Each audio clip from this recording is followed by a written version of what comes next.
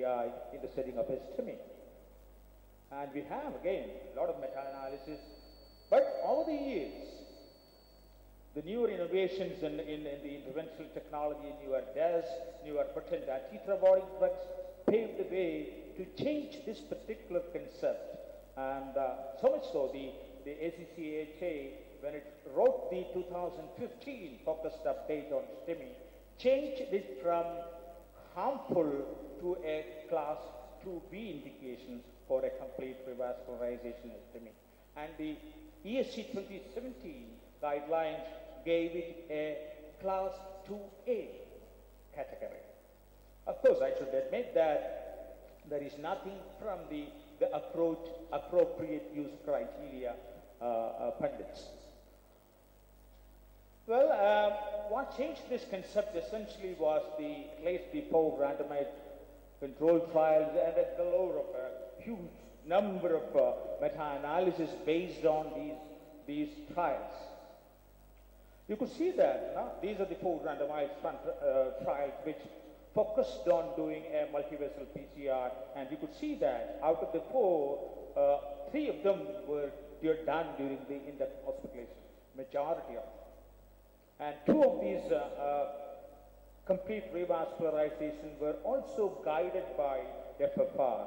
Both the Dynamic 3 penalty and the compare acute were helped with FFR imaging. Well, PRAMI is something which everyone of you know, and this was a trial which was stopped earlier because of the excellent results. And you could see here that the death from the primary endpoints of death from cardiac cause, non-fatal MI, stroke, refractory angina, revasc, everything was substantially reduced with a very impressive p-value. The second in the complete revascularization trial was the culprit trial, which again, a larger number than a smaller number, only 296 patients.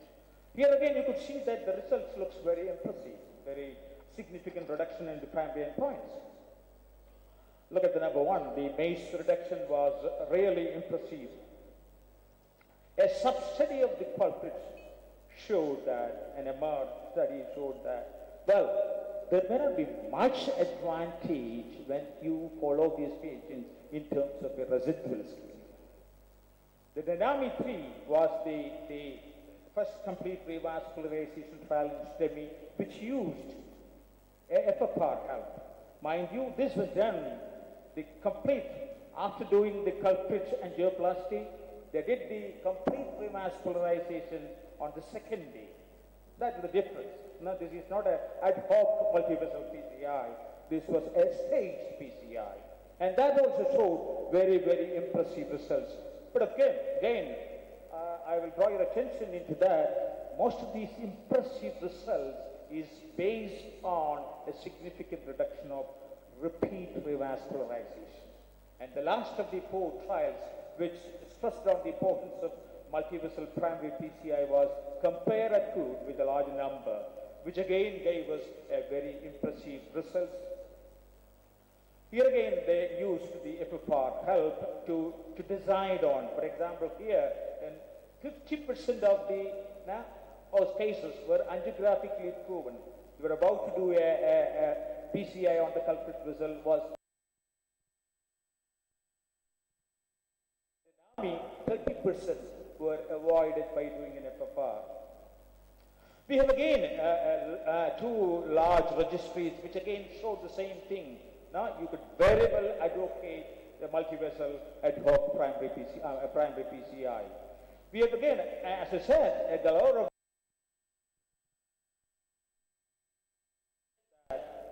it is possibly time to change to multi-vessel. You have a better results with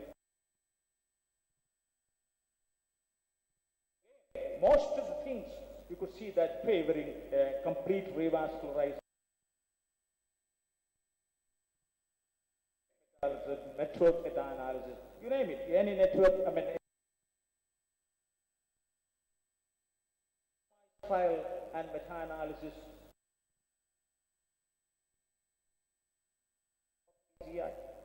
We have to also know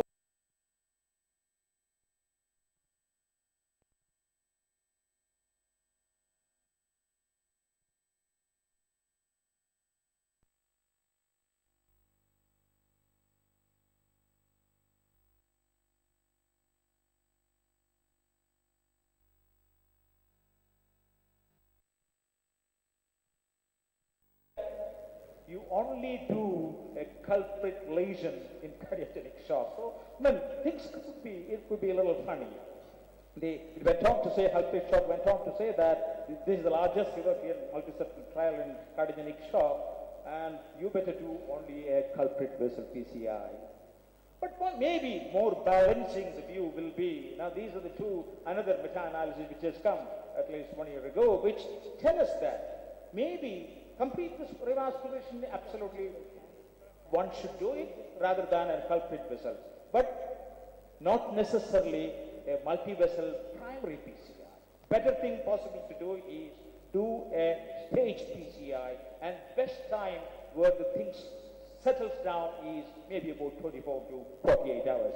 These are the two meta-analyses which sort of told us that this may be a balanced view of doing a staged PCI. So gentlemen, ladies and gentlemen, the consensus is mounting that support a multi-vessel PCI in STEMI compared to the culprit vessel PCI alone. And we have a large number of patients, STEMI patients with multi-vessel disease. But mind you, many of this data have shown is basically showing a reduction in the primary endpoints based on a reduction in the repeat revascularization.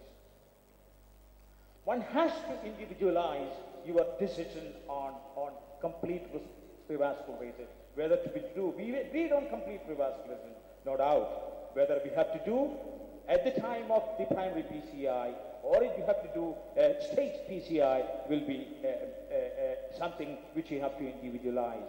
And imaging definitely, FFR guided strategy looks better of course there are, I'm not negating the fact that FFR is not when many people are not enthused about using FFR in the staging of acute STEMI. What will I do?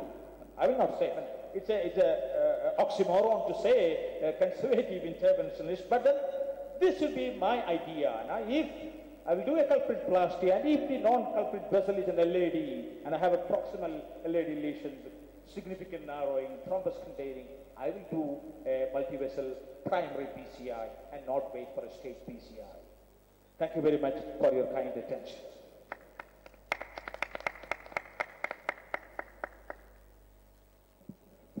Thank you, Dr. Mohanan, for that excellent presentation and summarization of the, I think, the most difficult subject nowadays, that to do it right now or to do it within 2 days.